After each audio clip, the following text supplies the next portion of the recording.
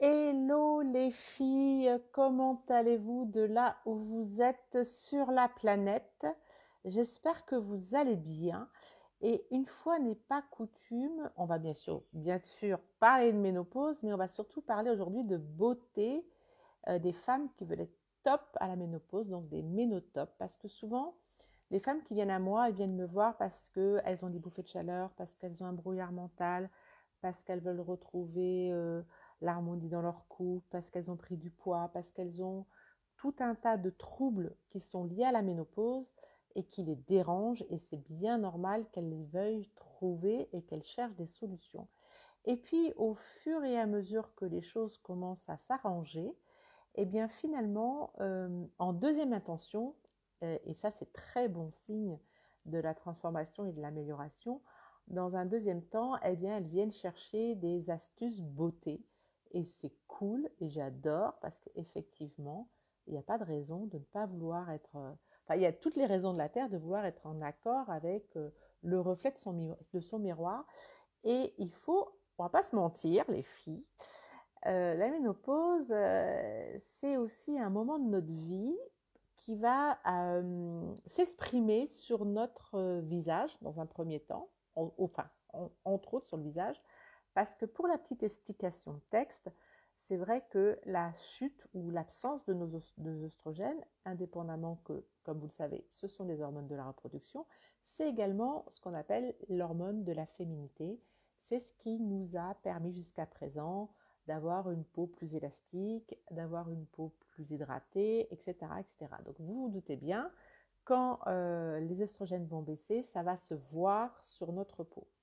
Alors, c'est pas genre on se réveille un matin et on a des rides et on a tout un tas de choses. Évidemment, on n'a pas attendu la ménopause pour que le processus naturel de vieillissement de la peau fasse son job.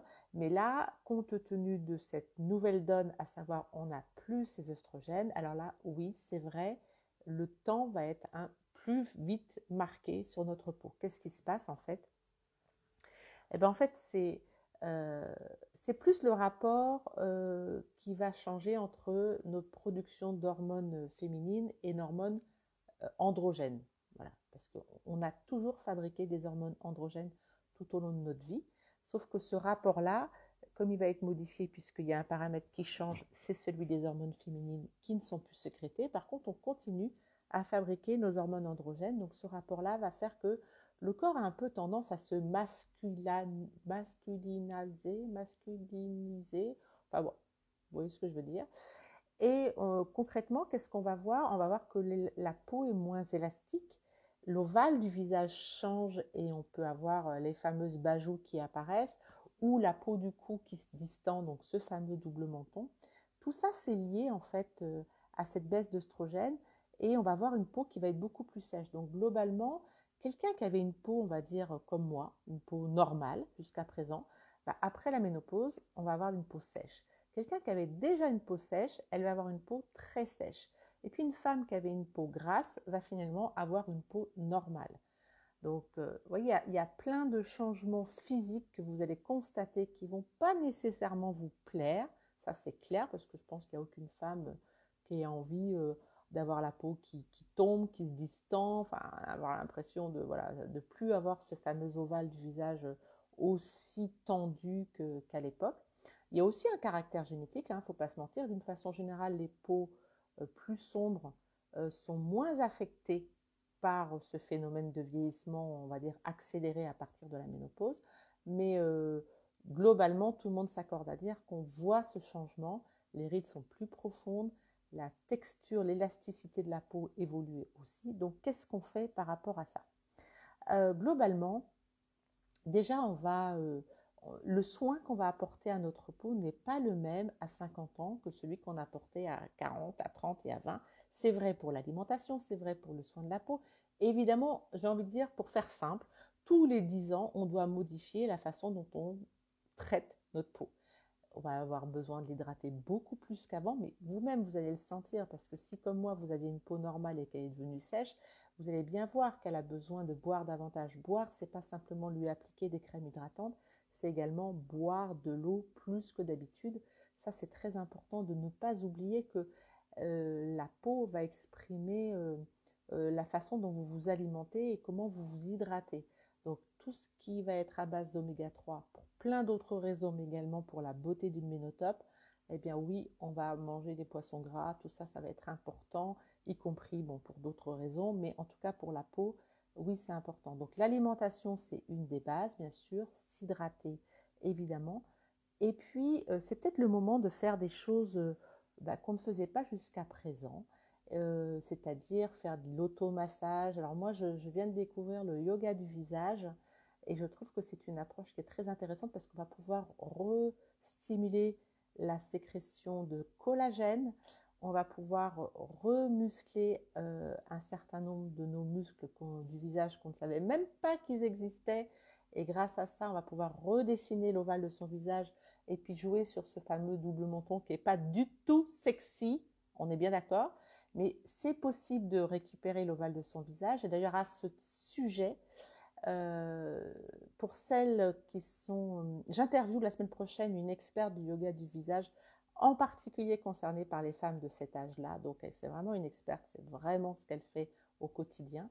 Donc, si vous voulez voir cette interview, toutes mes interviews d'experts sont réservées aux membres de mon groupe, donc du groupe Ménopause Solutions Naturelles. Donc, vous devrez trouver un lien dans la description de cette vidéo. Donc, rejoignez ce groupe si vous pouvez, si vous voulez bénéficier et profiter de l'opportunité de venir écouter ce que Hélène a à nous dire par rapport à ça. Mais il y a des bonnes nouvelles parce que moi, je suis un petit peu celle qui vous annonce les mauvaises nouvelles.